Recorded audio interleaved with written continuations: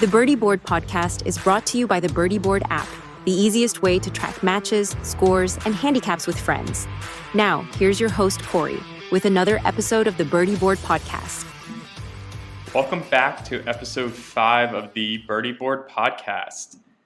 In this episode, I'm going to talk about one of my favorite topics, which is working out. So even before I started golfing or anything, that was one of the main things I was into. It started when I was in high school. I was pretty much a one-sport athlete. I kind of wish I did a little bit more. I did some soccer things on the side, but I trained for football. And one of the best things that I learned while training for football is how to work out.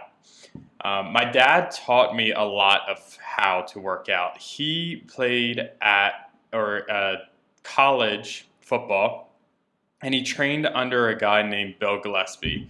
If you don't know who Bill Gillespie is, you should look him up. So if I Google him right now, Gillespie. So his last name is spelled Gillespie. He's a strength coach. He has a world record at the age of 62 for bench press, where he benched, and this is no exaggeration, you can YouTube it, 1,129 pounds. So at 62 years old, he bench pressed over 1,000 pounds. He's the one who trained my dad, and then my dad is kind of who passed down everything to me. So a lot of what I'm going to share today is rooted in very, very deep athletic theory, working out theory. It is just, I have talked about my golf handicap before and how it's just kind of a friend to a friend. I think in this case, I'm sharing some real advantageous things about golf working out in this podcast. So I think something I like to think about is, how do you approach golf? Everyone approaches golf differently. I think everyone can benefit from working out. I think the real question is, how much do you work out, and are you working out for the purposes of golf? So I love treating golf as more of an athletic event, but I also have buddies who just treat it as something casual. They'll have beer or drinks during the play. Fine with me, but I could never have like a beer or something like that while I'm playing football or running outside or soccer or playing basketball. Like, that stuff's just not going to energize me. And I treat golf the same way. So whether you have that perspective or not, I think this podcast is going to be really useful for you. But I am going to talk more about the perspective of golf being more of an athletic sport. And I think this really started with Tiger Woods. Early in the 2000s, late 90s, is when Tiger Woods really started hitting the scenes. A big difference between him and everyone else is, before Tiger, it was more of a casual sport, definitely a professional aspect to it, but they weren't world-class athletes. Tiger Woods came to the scene and did something different. He trained like a full-class athlete. He had early mornings, he did cardio, he did lifting, he did flexibility, and he set this new standard, and it was one of the reasons he was so dominant in that portion of his career. But as you see nowadays, these golfers have caught up. So now you see Rory McIlroy just focusing so much on his explosion and his speed-driven workouts, focusing on mobility just as much as strength. And you see that still with Tiger. Obviously, he's pretty banged up. But you see that with just golfers across the board. If you took like a lineup of golfers in today's PGA and compared it to a lineup of golfers in the 1990s, they're just not going to look the same. Today's golfers are going to be bigger. They're going to be more in shape, more tuned. And it's not to put down the 90s golfers or before. It's just, it was different. Today's an athletic thing. Back then, it was athletic, but it wasn't treated like a football or NBA or something like that. I love training for golf in this sort of way. I haven't trained for that in a little while because I had a baby not too long ago, but starting to get back into the routine. And I think one of the key things to this is consistency. So working out is more important to stay consistent. It doesn't matter what you're doing. It would be better for you to do like a 30-minute or 20-minute workout every single day rather than like an hour workout or 2-hour workout once a week. You're not going to see results by doing that. So here's just kind of a base of how you can treat working out. And this is going to work for anyone, no matter your skill set. So here's some basic rules that you can follow. Alternate workout categories every other day. Easiest is like upper body, lower body, something like that. If you want to get a little more complex, you could do like strength, cardio, something like that. But you're just doing every other day, and then give yourself one day a week off. So what I like to do is like Monday, Tuesday, Wednesday, Thursday, Friday, Saturday. Sunday is a rest day. Sunday would also be a really good day for mobility. That's huge, just stretching. You know, you're not breaking a sweat. You don't have to worry about showering afterwards or anything like that. You're just going to stretch on that last day. So basic rule number 1, alternate your workouts every day with a day of rest a week. Basic rule number 2 is try to do exercises that mimic what you're trying to train for. That's one of the best things I learned from Bill Gillespie, the guy I talked about earlier, and how you can really make the most. So for example, in football, one of my favorite exercises was a power clean. And that's when you start with a barbell on the ground with weight or plates on the side of the barbell.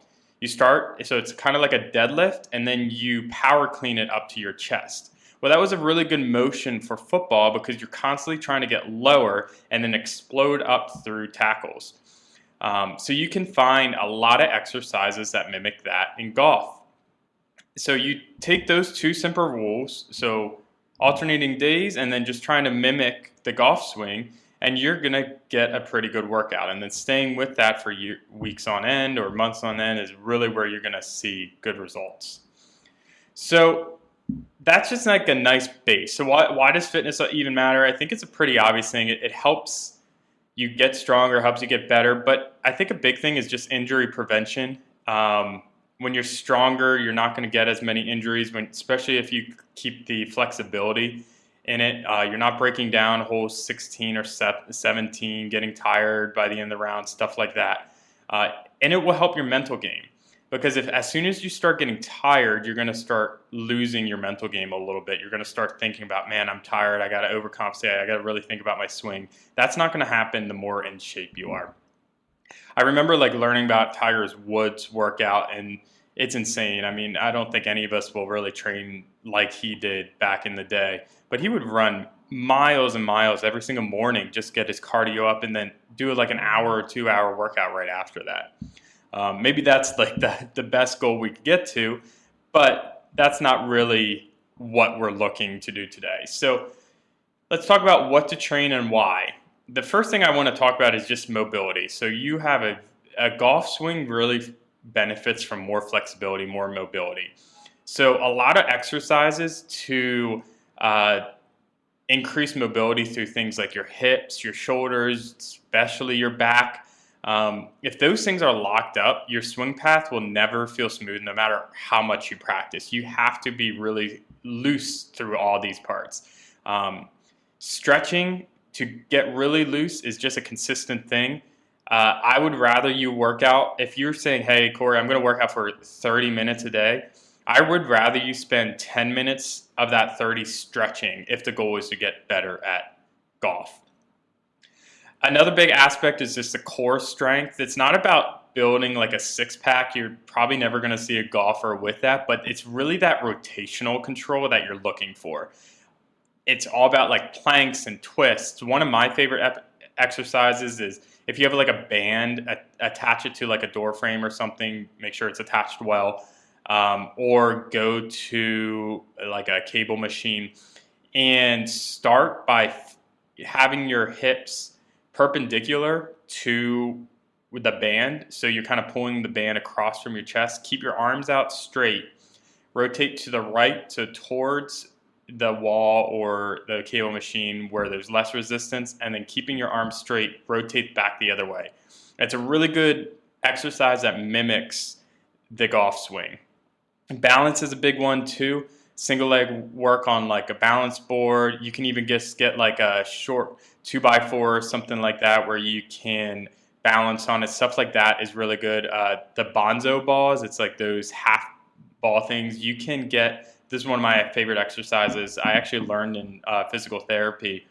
You can do a one leg stand on those and do like a mini half squat holding some weight, or just body weight would be fine too.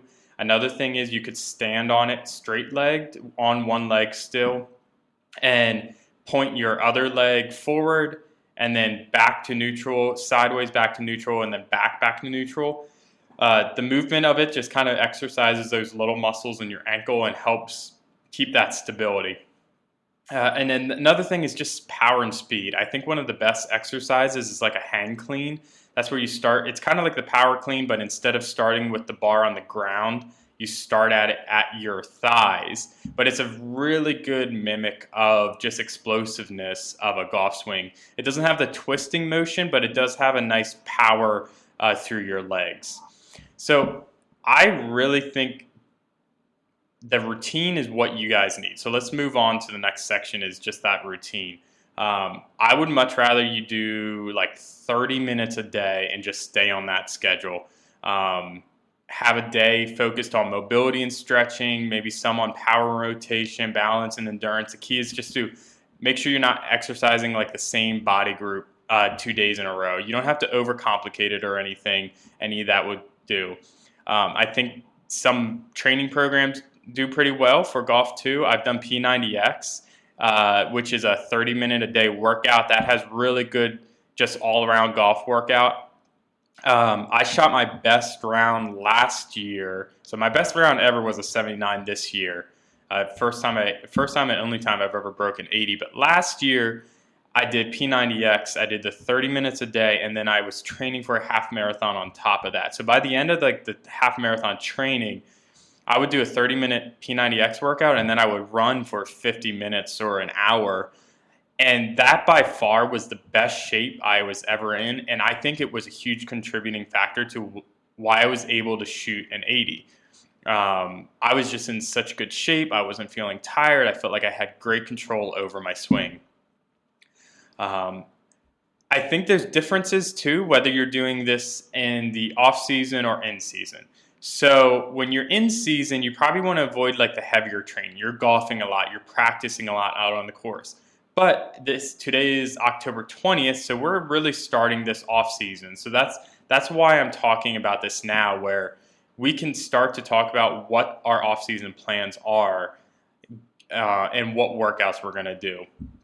But again, just the most important thing is staying consistent. So what I love having people do is just get that consistency first. But let's say you've been able to be pretty consistent. You've been staying with it, maybe 30 days or so. It's going to get boring after a while. And I think this is where measuring comes into progress, or measuring comes into view. It's more than just how much you can lift. You can certainly get your maxes on like your hang clean and what's the best hang clean you can do, or maybe you do a deadlift or rotation. Those are definitely factors I would encourage you to track, but you can also track your mobility, which is really, really important for your golf swing. So how far can you twist over? Can you touch your toes? Things like that can be tracked. Track in 6 to 8 week intervals, and then plan to take a week off. I like to do like 6 weeks of working out, a week for testing and measuring, and then a week off. So it ends up being about 8 week cycle, about 2 month cycle in the end. That's worked really well for me in the past. I do 30 minutes a day, maybe a little more towards the end. And it's really easy to stay consistent because you can do anything for 30 minutes a day. If you do this throughout the golf season or the golf off season, I guarantee you're going to start the golf season in the best shape of your life and probably have some really good rounds early on in the season. So really, golf fitness is about longevity. You need to keep your body healthy so you can play longer and you play more comfortably. Staying loose, being able to last those 4 or 5 hour rounds and not feel dead afterwards. I want you guys to be able to go to a golf weekend and play 3 days in a row and get to the end of the third day and feel like, oh, I could play another day if someone asked me. I don't want you to get to the point of that end of that 3 day feeling like I can't play another day because I'm tired. I would rather you be like, oh, I can't play another day because I'm not really I just played 3 days in a row. I don't need to play another day. You can get started with anything. I mentioned a lot of different exercises that require different sorts of gear and stuff like that. You don't need that. The key is just get started, just do something consistent. Resistance bands are great. You can get a bunch of resistance bands offline for like $20. That's probably going to give you all you need. Bodyweight moves are great too. You could just do a cheap membership or a cheap workout plan like P90X. I think you can get it for like $10 a month or something like that. There's a lot of cheaper options. One of the best things I think you can do is just running as well. You can do that outside. Of course, it's going to be cold, but maybe you have a treadmill or something like that. Or maybe you live in an area that it's not that cold. So anything like that, it's going to be good. So that's kind of the summary for this podcast. I'm probably going to talk a lot more about the off season coming up. We're starting it now. It's October. I know in this area, which is like the Northeast, the trees are starting to turn already. It's beautiful to play right now. It's tough to find your golf ball with all the falling leaves. So it's definitely near the end of the golf season. So this is a really timely podcast, and I'm going to keep talking about it. I love working out. And I'll even commit to working out for this podcast. I'll start sharing my progress and talking about how my off-season training is going. So thanks for listening. If you really enjoyed this show, leave a review. I think it helps this show get found in your podcast stores. Of course, this is sponsored by, not really sponsored, it is by Birdie Board. So you can go to iOS or Android. You can get Birdie Board for free to track your best match. Right now, I'm giving away 3 free matches for anyone that downloads right now because I'm not really looking to make anything off of it. I just want people to enjoy it, especially at the long end of a golf season. You can find short clips on a lot of different platforms like YouTube or Instagram or TikTok. We're pretty much everywhere at this point, really just trying to establish a base. So I appreciate you guys listening. I'm going to keep trying to do this once a week. Stay tuned for more. Thanks, everyone. Thanks for tuning into the Birdie Board podcast. If you enjoyed it, subscribe and share it with a friend who loves golf as much as you do. And before your next round, grab the Birdie Board app, free on the Apple App Store and Google Play Store, and let it handle the scoring while you enjoy the game.